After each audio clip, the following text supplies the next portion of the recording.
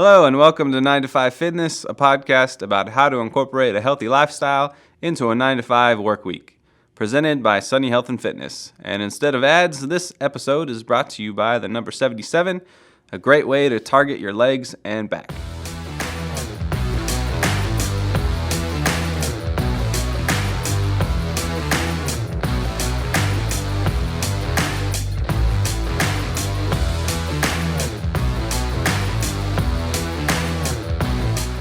I am your host, resident fitness expert Matt. And I'm Kriss, your everyday 9 to 5er. So, Matt, this is our first episode of the podcast, and I wanted to ask you something. As a 9 to 5er, I don't really get up much, and my biggest issue is trying to find motivation, get up, do the thing I gotta do. So, how do I find time to make a routine when I'm just working all day? That's a great question. I'm sure a lot of us have trouble finding time. Let me ask you a question. Are you a time waster? Yeah. All right. Well, just to give you a little general background, if we're talking about just increasing our general health and fitness, basic guidelines are to try and get about 150 minutes of exercise or activity, physical activity per week, right? So it breaks down to about 20 minutes a day. So, Well, that's not too bad. Yeah. Well, I mean, since it's really difficult for most people to meet that general requirement, we have to ask the question, are you wasting time? So, TV is fun. Okay, yes. I will admit, I do waste time. I often either watch TV or read books, and I don't really do much outside of work. I just kind of sit there, do my job, get up, catch my bus, go home. Although I do walk between my bus rides. That's good. That's definitely some physical activity that most people aren't getting. So the basic first concept is you gotta have to look at, all right, well, what am I doing throughout my day when I'm not at work, where I have, general commitments, where I'm choosing to do specific activities in my free time. All right, so we have to look at free time first. Yeah, I all know we want to get home, we want to relax, we want to sleep in if we can. But if we're really concerned about our health and fitness and we have specific goals, it's not just going to happen. We got to make some time for it. So looking ahead and figuring out what blocks of time that you can start to add to your schedule, so you're not wasting time and, a year goes by and you still haven't done anything to make any kind of consistent effort towards increasing your physical activity so you can help yourself, reach those goals that you have. But at the same time, you have to know your limits, right? So you're a commuter, you take the bus, I take right? The bus, yeah. Do some walking. Yes. Right? So that eats up a lot of time. It does. I'm a commuter, right? I have an hour plus commute to and from work. You drive, right? I drive, so Okay. That So eats that's up. two different types of commute time. That makes sense. I mean, it would definitely be easier for you to hit a gym than it would be for me, because it would take me an hour, where as a normal driving person, it would take, 15 minutes? Yeah, depending on what your commute looks like. Okay. I have a 45-mile commute, so Oh. it's always going to take me a long time to get home. But at the same time, you have to know your limits, right? Know what your schedule looks like, what your commitments look like on a day-to-day basis. My commitments at home, as soon as I get there, is I have kids, gotta fix dinner, gotta do the thing. Yeah, you're right. All I want to do is go to sleep. Yeah. So that's where you have to, at least, number one, try to figure out, if you are wasting some time, well, maybe you don't have a lot of free time in general. Okay. So it's going to be difficult to say find those blocks of time on a regular daily basis. Now, the general recommendation for exercise per week doesn't say you have to do it every day. It just means you should get that amount of time per week. So I can break it up into multiple days. Yeah, of course. So if you can't do it on Monday or Tuesday or Wednesday, all right, well, try to find some blocks of time maybe on Thursday or Friday. Saturday. Or maybe on the weekend when you Okay. might have more free time. So the general recommendation goes by the week. So it's not something you want to do, break it up into an everyday basis. That's fine. Like, look ahead, see where those blocks of time are during the week. Now, maybe you can get an hour here, an hour there, and then you can easily meet your requirements. Now, in the morning for you, is that usually when you get your workout in? Oh, I like to sleep as much as the next person. Okay, never mind then. So I have to motivate myself and say, okay, well, what's realistic, right? What are my limits? Okay, my limits are, I know that in the morning, before I come to work, I have free time to wake up and go work out. The wife's still asleep, the baby's still asleep, so there's no requirement for me to, help out with them before I go to work. So I know I have free time to either get up early, go to the gym before I go to work. Not so when I come home, right? I come home, eat dinner, spend time with the family, catch up on the day. Wife wants to hang out. So I'm not going to have the, 30 plus minutes of time to exercise because it's family time.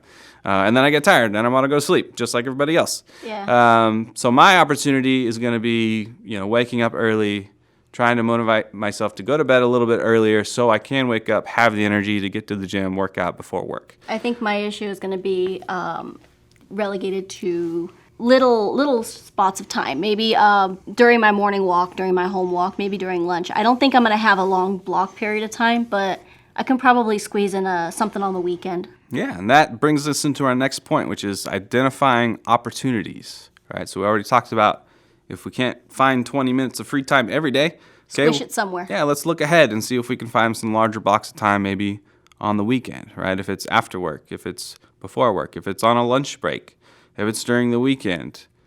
Finding those opportunities is critical to make sure that, number one, you can plan and set aside time to start your physical activity program. It'd be kind of fun to put it on a chore chart.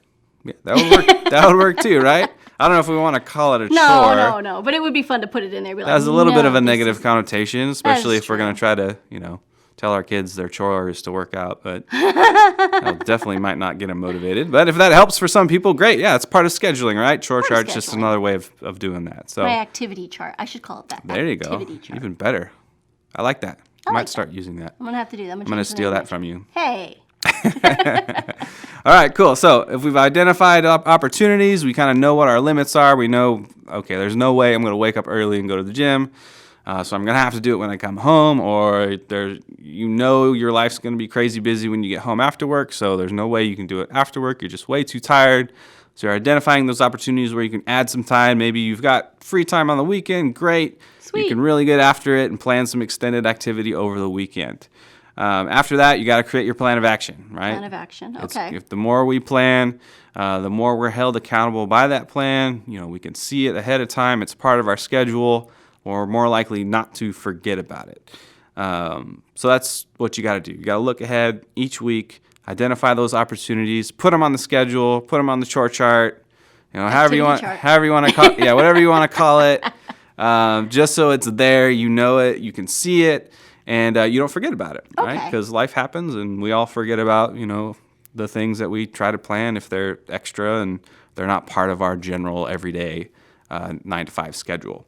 So creating that plan of action and making sure that something is there for you to see on a daily basis, weekly basis, so you don't forget about your plan, and you make sure that if it's something that's really important to you, right, you want to plan for it, you want to schedule for it. Any more advice? Oh yeah, got to take baby steps. Okay, baby steps I can do. Yeah, baby steps. So let's break that down a little bit. All right, so let's say baby steps for physical activity, right? You've only got maybe 5 or 10 minutes. That's all you can find throughout the week. Little squishy spots I was talking about. Right. So maybe you only have a few minutes every week to get some activity in. That's okay, right? It's better than nothing. Eventually, as you get more comfortable with your schedule, maybe you find more ways to add in some more time. It doesn't mean if you can't find 150 minutes to work out or be active each week that you just don't.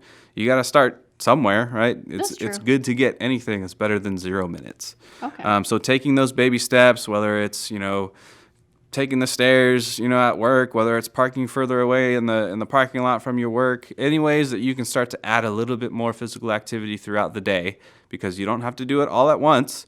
It's just increasing those moments where you can be a little bit more active, get up and moving, get up out of your chair at work, walk around for a few minutes, take a conference call while you're walking. Get outside, take some laps around the building, take a walking work meeting.